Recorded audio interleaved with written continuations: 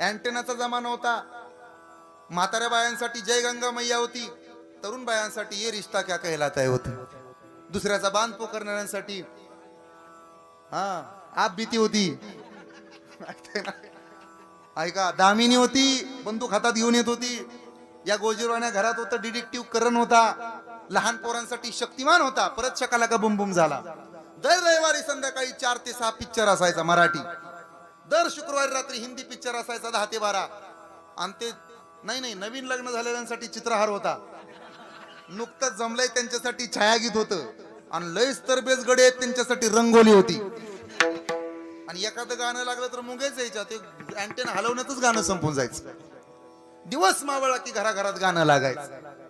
ही काळी आई धनधान्य देई, जोडते मनाची नाती, आमची माती